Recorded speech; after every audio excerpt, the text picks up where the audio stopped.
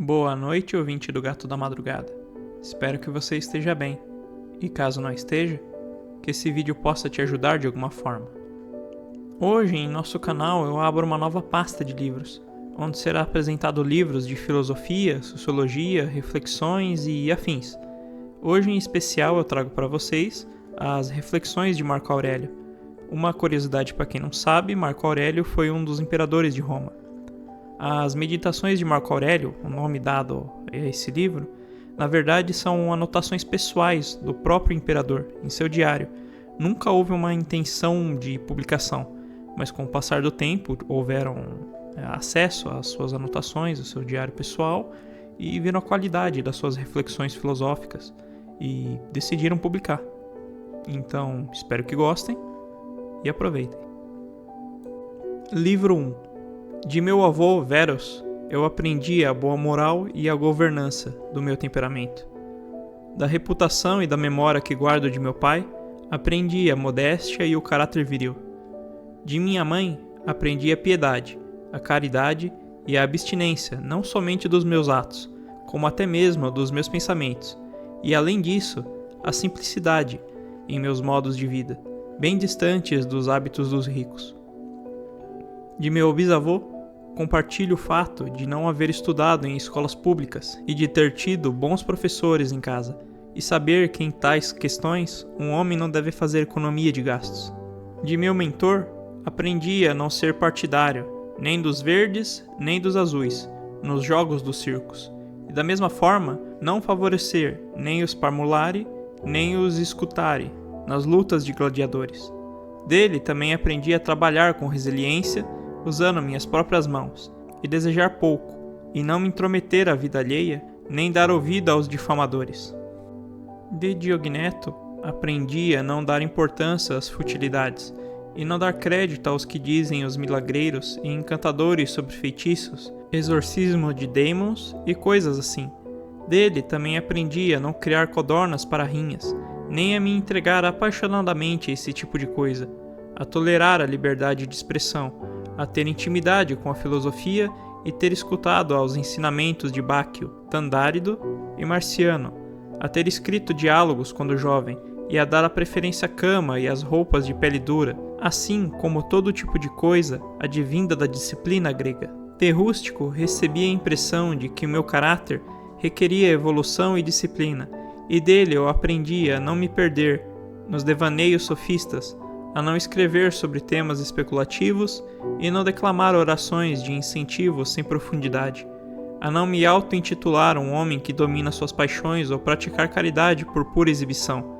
Dele também aprendi a me abster de retórica, da poética e das belas frases, a não andar em minha própria casa com vestes de rua ou coisas do tipo, a escrever com simplicidade, como a carta que ele próprio escreveu à minha mãe quando se encontrava na cidade de Sinuesa, a tratar com respeito mesmo aqueles que me ofenderam com palavras, ou me fizeram algum mal, e estar sempre disposto à reconciliação, assim que esta se fizer oportuna.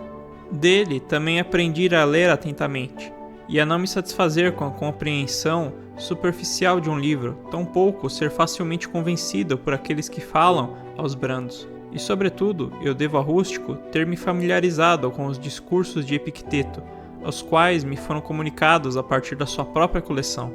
De Apolônio, eu aprendi a cultivar a liberdade de pensamento e a firmeza nas decisões, a não atentar para nada mais, nem sequer por um momento, que não a razão, e a ser sempre o mesmo, nas grandes dores, nas ocasiões em que perdemos um filho ou nos longos períodos de doença. Dele também aprendi a ver claramente como um exemplo vivo, que o mesmo homem pode ser ao mesmo tempo firme e compassivo, e ensinar sem ser tedioso. Nele tive, diante de meus olhos, um homem que considerava claramente a sua experiência e a habilidade de explicar os princípios da filosofia como o menor de seus méritos.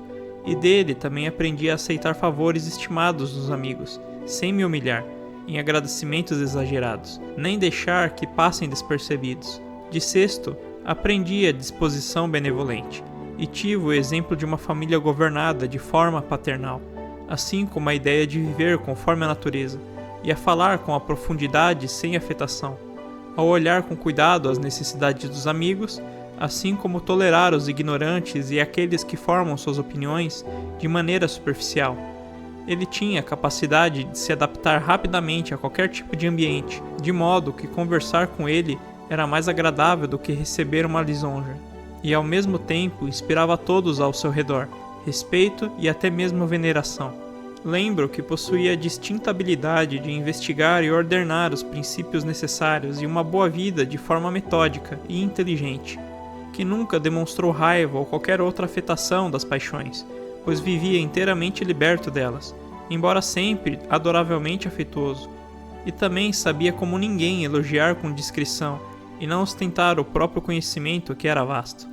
De Alexandre, o gramático, aprendi a me refrear de apontar constantemente as faltas alheias e a corrigir com afetuosidade aqueles que deixavam escapar algum barbarismo ou erro de pronúncia, indicando palavra ou expressão que deveriam ter sido usados.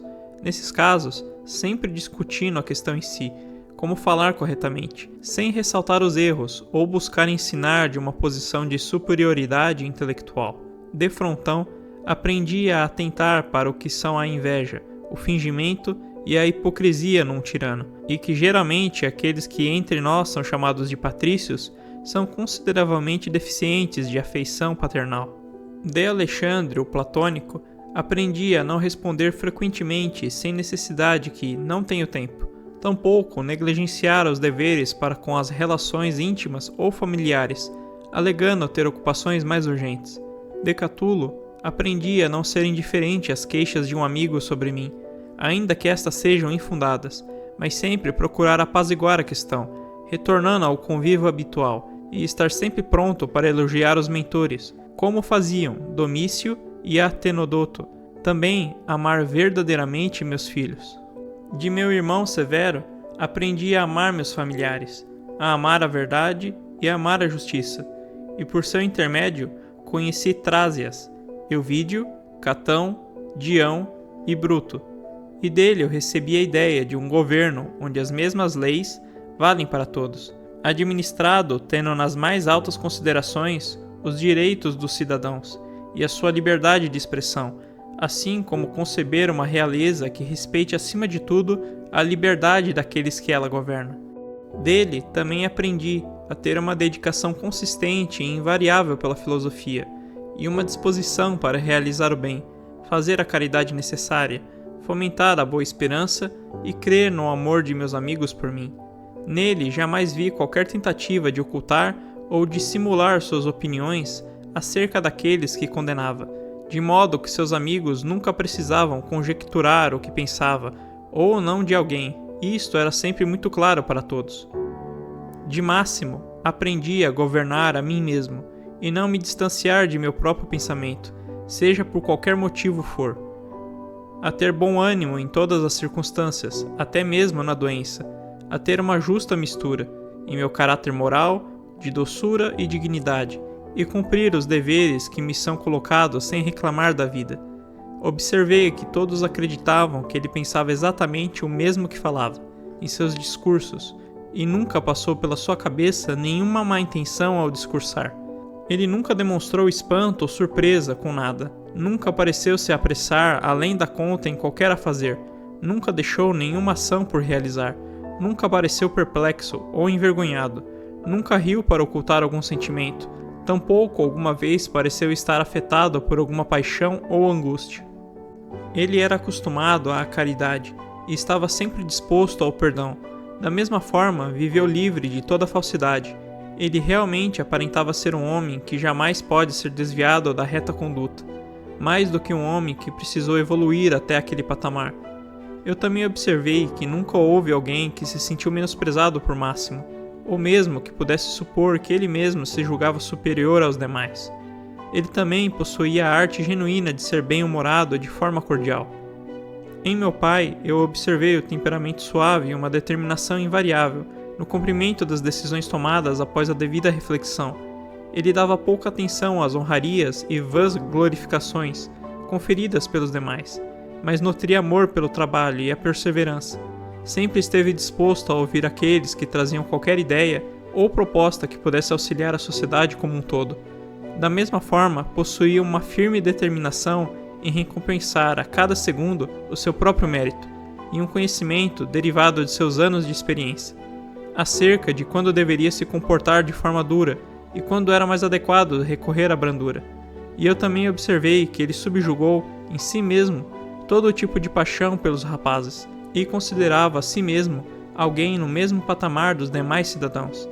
Ele liberou todos seus amigos no governo da obrigação de fazer suas refeições somente quando ele mesmo se alimentava, e da mesma forma não os obrigou a lhe acompanhar em suas viagens, chegando mesmo a permitir que eles mesmos viajassem para fora de Roma, na ocasião de alguma emergência, pessoal ou familiar. Ainda observei o seu hábito de tudo examinar cuidadosamente antes de tomar qualquer decisão, jamais julgando uma dada questão do governo apenas por sua aparência superficial. Sua disposição sempre foi de nutrir e manter a amizade de seus amigos, jamais se cansando repentinamente da sua companhia, sem, no entanto, ser extravagante na sua afeição. Em todas as ocasiões de vida, estava satisfeito e sereno. Previa a chegada dos infortúnios, com grande antecedência, e sua mente estava sempre a par dos ínfimos pormenores do governo. Cuidava para que os aplausos e as demonstrações de bajulação não durassem muito tempo, mas também sempre atentou que era fato necessário para a boa administração do império, reduzindo os gastos quando foi preciso e suportando tranquilamente as reclamações costumeiras nos períodos de contenção de despesa. Jamais nutriu qualquer superstição pelos deuses, nunca buscou comprar a afeição de ninguém, nem alcançou a popularidade por meio de obras faraônicas, mas demonstrou em todos os afazeres sobriedade e firmeza, nunca agindo ao pensar de forma mesquinha, sempre nutrindo afeição particular pelo povo. E das coisas que conduziam de alguma forma para as comodidades da vida, que a sua fortuna oferecia em abundância, as utilizou sem arrogância e sem dar satisfação a quem quer que fosse, de modo que quando as tinha perto de si, as usufruía sem afetação, e quando não lhe era possível as ter, prosseguia em suas viagens como se elas não existissem.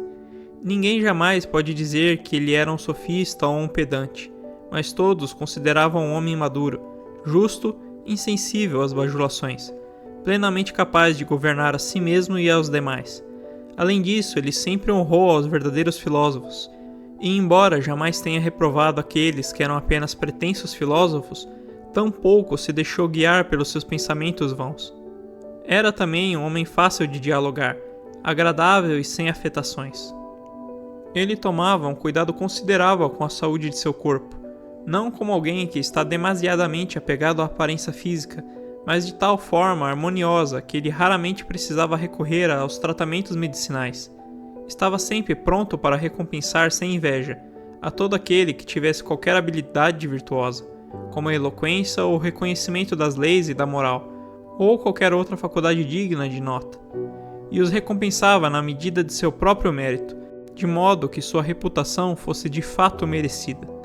Sempre governou e agiu de acordo com as instituições de seu país, sem jamais se vangloriar disso. Nunca foi muito simpático, as viagens constantes nem ansiava por elas, pois amava permanecer o maior tempo possível nos mesmos locais, cuidando das mesmas tarefas com o maior cuidado possível. Dessa forma, logo após os seus ataques de enxaqueca, retornava prontamente e com todo vigor ao trabalho. Não tinha muitos segredos, eram poucos e raros, e tratavam sobretudo de interesses do império. Sempre demonstrou toda a prudência com os gastos relacionados aos espetáculos e às construções de prédios públicos, assim como as distribuições de espólios aos seus soldados, pois era um governante preocupado com o que de fato precisava ser feito, e não com a reputação que pudesse advir de seus atos. Ele não tomava banho fora dos horários habituais, não nutria simpatia pelo trabalho de construção, não tinha curiosidade especial pelo que comia ou deixava de comer, nem pela cor ou textura das roupas que usava, ou deixava de usar, tampouco pela beleza de seus escravos. As vestes que usava em casa eram simples e geralmente feitas de Lanúvio, sua terra natal. Quando em Túsculo, tratava os rendeiros da mesma forma que os demais, pois era sempre o mesmo com todos. Nele não se via rispidez, agitação, violência nem nada que pudesse alterar a serenidade de sua expressão usual, mas examinava e refletia sobre todas as coisas com severidade, como se nunca pudesse lhe faltar tempo para tal. e agia sempre sem confusão, de forma vigorosa e consistente.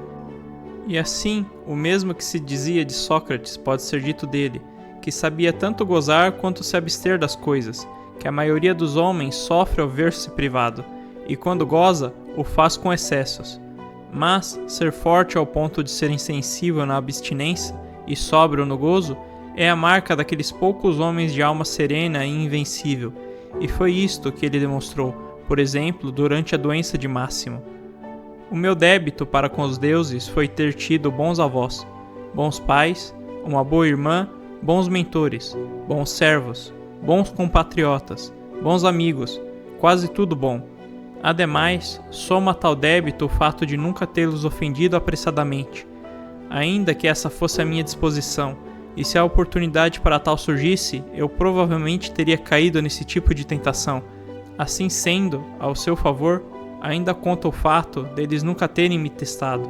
Também sou agradecido aos deuses por não ter sido criado por muito tempo pela concubina de meu avô, e por haver preservado a flor de minha juventude, não tendo sido forçado a comprovar minha virilidade antes do tempo. Pelo contrário, até mesmo adiando o momento, até a estação correta de minha vida. Também os agradeço por ter sido sujeitado a um imperador e pai que me aliviou de todo o meu orgulho, e me galgou a sabedoria de que é possível a um homem viver dentro de um palácio sem a necessidade de guardas, de vestes suntuosas, de tochas, estátuas e coisas do tipo, sendo, no entanto, perfeitamente possível a um homem poderoso viver de maneira muito similar a uma pessoa em condição privada, sem que para tal precisasse ser pobre de pensamentos ou desleixado em seu governo. No que diz respeito às coisas que precisam ser realizadas pelo bem do interesse público, eu agradeço aos deuses por terem me dado um irmão como esse, que através de seu caráter moral pode despertar em mim a autovigilância, e que ao mesmo tempo me nutriu com o seu respeito e sua afeição. Agradeço por meus filhos não terem nascido retardados ou deformados. Agradeço por não ter sido mais proficiente na retórica, na poética e noutras áreas de estudo que tomariam todo o meu tempo se percebesse que estava progredindo rápido. Assim, também agradeço por ter tido tempo de alcançar rapidamente o patamar de filósofo imaginado por meus mentores, conferindo a eles a honra que pareciam desejar, sem deixar para me dedicar a tais conhecimentos noutra fase da vida, por ser tão ainda muito jovem. Eu agradeço por haver conhecido Apolônio, Rústico e Máximo. Agradeço por ter recebido deles exemplos claros e frequentes acerca de como viver de acordo com a natureza e de que tipo de vida isto se trata, de modo que no que depende dos deuses, de seus favores, ajudas e inspirações, nada me impediu de viver dessa forma. E se nem sempre me foi possível alcançar tal vida, foi por minha própria falta, por não ter atentado para os sinais divinos e posso quase afirmar as suas instruções diretas. Eu agradeço por meu corpo haver suportado por tantos anos o meu estilo de vida. Agradeço por jamais haver assediado tanto Benedita quanto Teódoto, e por após haver caído nas paixões eróticas, haver me curado delas. Agradeço por, apesar de ter passado por atritos com Rústico, jamais tê-lo ofendido de maneira a qual pudesse me arrepender. Agradeço por, apesar de ter sido o destino de minha mãe morrer cedo, que ela tenha passado os últimos anos da vida ao meu lado. Eu agradeço por nunca ter me faltado recursos para ajudar aqueles em necessidade, e da mesma forma agradeço por eu mesmo jamais ter passado pela necessidade de mendigar ajuda alheia. Agradeço por ter uma esposa tão obediente, afetuosa e simples. Agradeço por ter tido uma abundância de mentores para meus filhos. Agradeço por ter me sido revelado, em sonhos, os remédios necessários para tratar minhas enfermidades. Eu agradeço por não ter caído nas mãos de alguns sofistas quando consegui a minha vocação filosófica. Agradeço por não haver perdido tempo escrevendo histórias, tentando resolver silogismos, ou me ocupando das investigações dos fenômenos celestes, pois para tais eu necessitaria da ajuda de deuses e de boa fortuna. Obrigado por ouvir até o final. Curta e compartilhe para apoiar essa iniciativa.